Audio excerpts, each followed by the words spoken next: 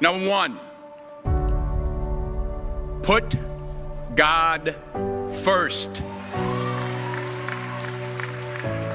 Put God first in everything you do. Everything that you think you see in me, everything that I've accomplished, everything that you think I have, and I have a few things, everything that I have is by the grace of God. Understand that. It's a gift.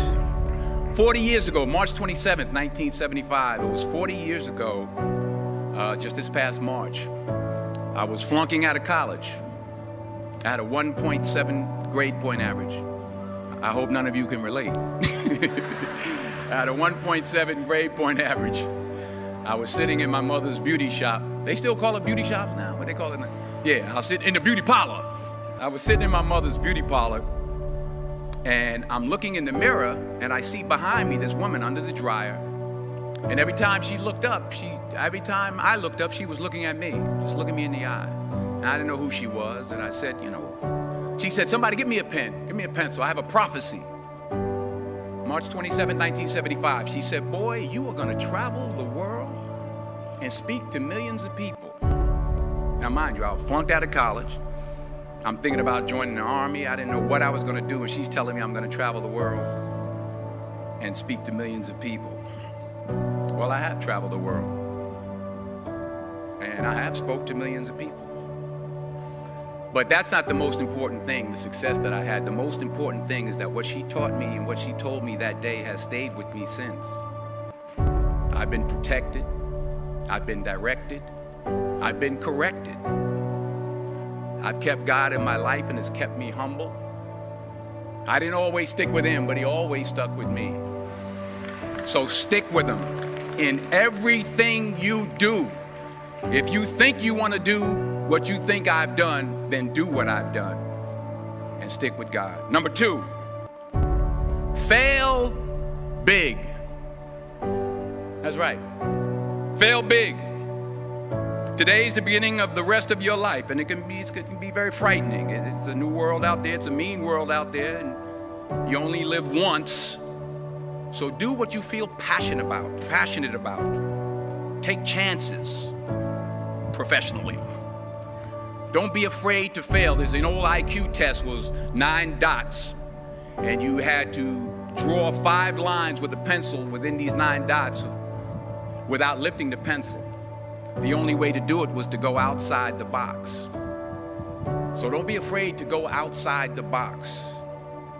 Don't be afraid to think outside the box. Don't be afraid to fail big, to dream big. But remember, dreams without goals are just dreams, and they ultimately fuel disappointment.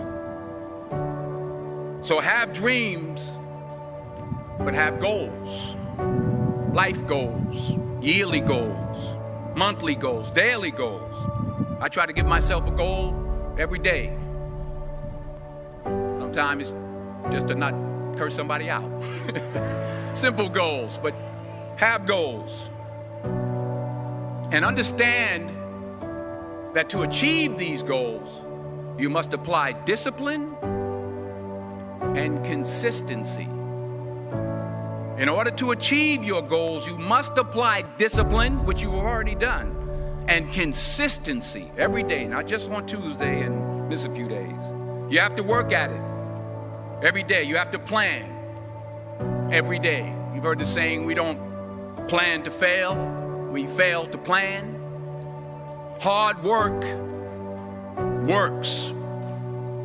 Working really hard is what successful people do. And in this text, tweet, twerk world that you've grown up in, remember, just because you're doing a lot more doesn't mean you're getting a lot more done. Remember that. Just because you're doing a lot more doesn't mean you're getting a lot more done. Don't confuse movement with progress. My mother told me, she said, yeah, because you can run in place all the time and never get anywhere. So continue to strive, continue to have goals, continue to progress. Number 3, you'll never see a U-Haul behind a hearse. I'll say it again. You'll never see a U-Haul behind a hearse. I don't care how much money you make, you can't take it with you. And it's not how much you have. It's what you do with what you have. We all have different talents. Some of you will be doctors, some lawyers, some scientists, some educators, some nurses, some teachers. Yeah, okay. Some preachers. The most selfish thing you can do in this world is help someone else. Why is it selfish? Because the gratification, the goodness that comes to you, the good feeling that I get from helping others, nothing's better than that. Not jewelry, not big house I have, not the cars, but it's the joy. That's where the joy is, in helping others. That's where the success is. Finally, I pray that you put your slippers way under the bed tonight, so that when you wake up in the morning, you have to get on your knees to reach them. And while you're down there, say thank you for grace. Thank you for mercy. Thank you for understanding. Thank you for wisdom. Thank you for parents. Thank you for love. Thank you for kindness. Thank you for humility. Thank you for peace. Thank you for prosperity.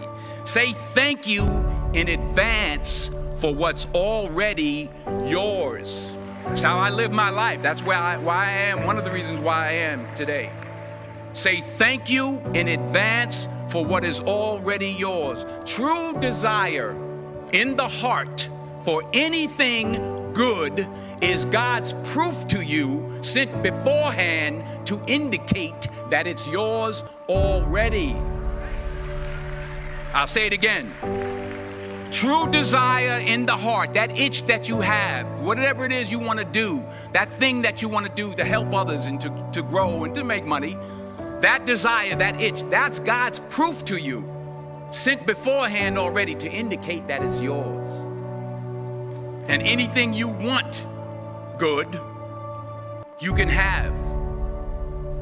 So claim it. Work hard to get it. When you get it, reach back. Pull someone else up. Each one, teach one. Don't just aspire to make a living. Aspire to make a difference.